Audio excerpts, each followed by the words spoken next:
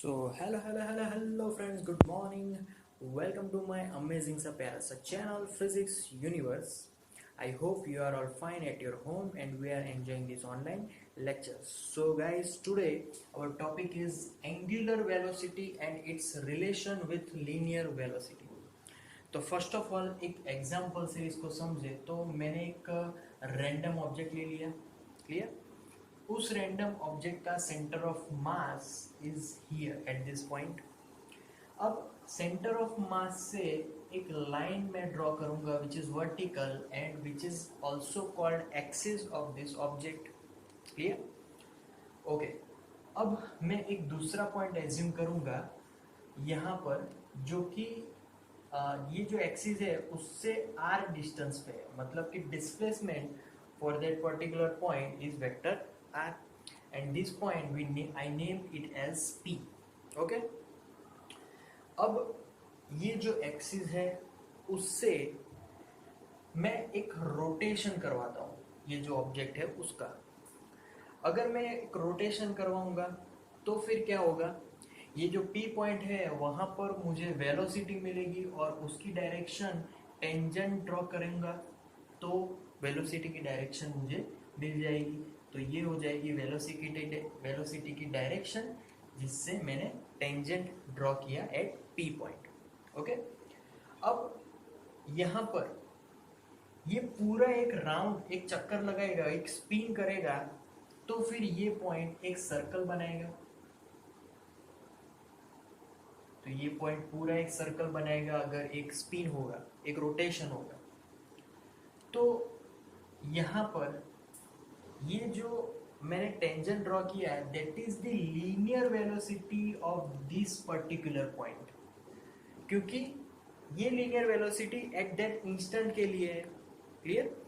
तो at particular point पे मैंने टेंजेंट ड्रॉ किया इसलिए मैंने लीनियर वेलोसिटी बोला.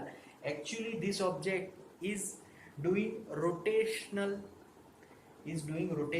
मोशन, क्योंकि वो स्पिन कर रहा है तो यहाँ पर रोटेशनल मोशन है. बट फिर भी यहाँ पर मैंने फाइंड की लीनियर वेलोसिटी क्योंकि उस पॉइंट पे मैंने टेंजेंट ड्रॉ किया. क्लियर. ओके. सो अब हम लोग बात कर रहे हैं कि सपोज के इनिशियली ये P पॉइंट पे था बट आफ्टर सम टाइम घूमने के बाद वो इस पॉइंट पे आएगा. उसको मैं नाम दे देता हूँ P डैश. रेडियस सेम रहेगी, वो चेंज नहीं होगी. तो ये जो P to P dash transformation हुआ that particular time is delta T. उसको मैं बोलूँगा टाइम इंटरवल. दूसरी चीज यहाँ पर ये हुई कि पहले तो ये लाइन यहाँ पर इस पॉइंट पे थी, अब ये लाइन चेंज होके P डैश पे आ गई तो कुछ एंगल बना यहाँ पर. क्लियर. ये दोनों लाइन पे कुछ एंगल बन गया है और वो एंगल मैं यहाँ पर लिखूंगा theta angle. So angle is theta between P and P dash. Clear. So यहाँ पर एंगल में चेंज आया, that's why I am writing change in angle. So delta theta लिखना ज्यादा बेहतर रहेगा. Okay. So delta theta is the angle. Okay. So अब हम लोग बात करेंगे एवरेज वेलोसिटी की. So average velocity is equal to, पहले तो उसका sign that is omega, Greek word है. ओके. इज इक्वल टू, अब एवरेज वेलोसिटी हम लोग लीनियर वेलोसिटी में क्या बताते थे कि भाई linear velocity vector v is equal to displacement upon time. तो सिमिलर एंगुलर वेलोसिटी में फॉर्मूला आएगी angular displacement upon time interval. Same formula जो लीनियर में थी. तो उसके फॉर्मूला को अगर मैं शॉर्ट में लिखूं तो omega is equal to delta theta upon delta T. ठीक.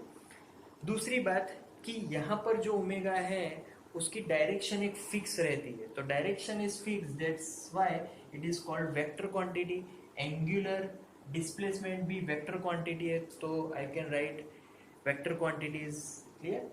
सो this is angular velocity. Okay. अब बात करेंगे कि हमारा ये जो ऑब्जेक्ट है, again I am drawing different drawing, so उसमें यहाँ पर एक एक्सिस है, ओके, जो कि सेंटर ऑफ मास से पास हो गई। Clear? Now we know that omega's direction. अब ओमेगास डायरेक्शन का रियल जो डायरेक्शन है वो फाइंड कैसे करेंगे, वो अभी हम लोग देखने वाले हैं। तो यहाँ से इधर डिस्टेंस इस पॉइंट का, बट अभी मुझे थोड़ा यहाँ पर चेंज करना है। मैं पॉइंट लूँगा यहाँ से इस पॉइंट वाला, तो ये अब मेरा हो गया vector R. Clear? So this is O, this is centre, and ये पी पॉइंट बना देते हैं। ओके, नाउ अब अगेन वेलोसिटी, तो भाई टेंजेंट ड्रॉ करो तो मुझे लीनियर वेलोसिटी मिल जाएगी। क्लियर? ओके, अब अगर वेलोसिटी की बात करें तो वेलोसिटी में यहाँ पर फॉर्मूला के हिसाब से, जो फॉर्मूला हमारी बनी है उसके हिसाब से velocity vector v is equal to vector omega cross vector r। ये फॉर्मूला लिखेंगे। अब ये फॉर्मूला ही क्यों आई, ये हमें यहाँ पर समझना है कि वी नो दैट ओमेगा कौन सी डायरेक्शन में है भाई, अपवर्ड डायरेक्शन में, दैट इज अवर ओमेगा। ये भी अपवर्ड डायरेक्शन में, v इस डायरेक्शन में है, मतलब कि अंदर की तरफ है, और ओमेगा अपवर्ड डायरेक्शन में, वेक्टर ओमेगा। क्लियर?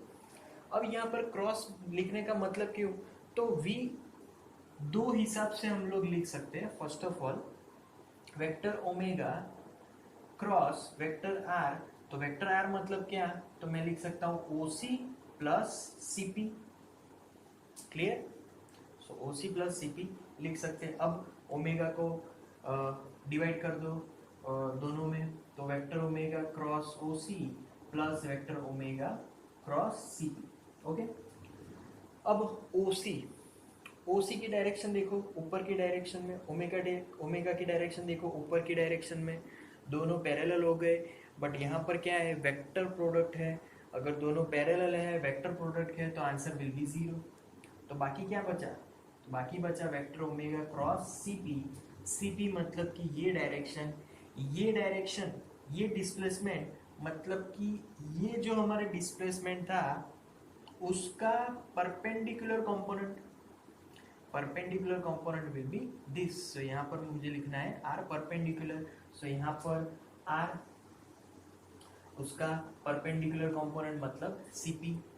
सो इसलिए v is equal to omega r sine theta हो जाएगा। Theta is the angle between omega and r। Clear? तो यहाँ पर r का परपेंडिकुलर एंगल, r का परपेंडिकुलर जो कंपोनेंट है वही हम लोग ऑलवेज लेने वाले हैं v की फॉर्मूला में।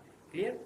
सो this is the, when ever theta is 90 degree then we get v is equal to omega r. So this is the relation between linear velocity and angular velocity. Clear? Simple? So this is how we can measure the angular velocity.